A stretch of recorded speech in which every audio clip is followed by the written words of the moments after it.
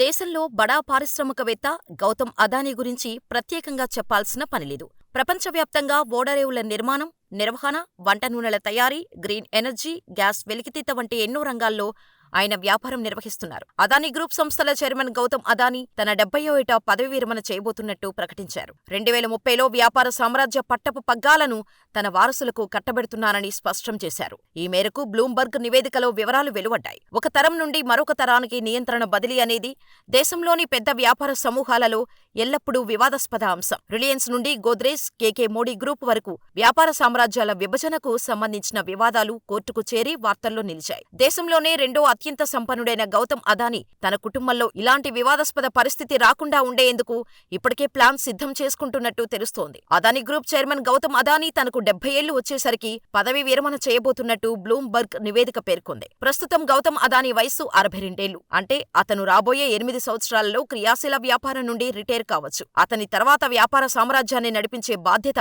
అతని కొడుకులు, మేనల్లుల భుజాలపై పడుతోంది. ఈ మార్పు అమలు 2030 నుండి ప్రారంభమవుతుంది. గౌతమ్ అదానీ పదవీ విరమణ చేసిన తర్వాత తన కుమారులు కరణ్ అదానీ, జీత్ అదానీ, సోదరుడి కుమారులు ప్రణవ్ అదానీ, సాగర్ అదానీ సంస్థలో సమాన లబ్ధిదారులు అవుతారని నివేదిక ద్వారా తెలిసింది. అదానీ గ్రూప్ వెబ్సైట్ ప్రకారం గౌతమ్ అదానీ పెద్ద కుమారుడు కరణ్ అదానీ అదానీ పోర్ట్స్ మేనేజింగ్ డైరెక్టర్గా ఉన్నారు.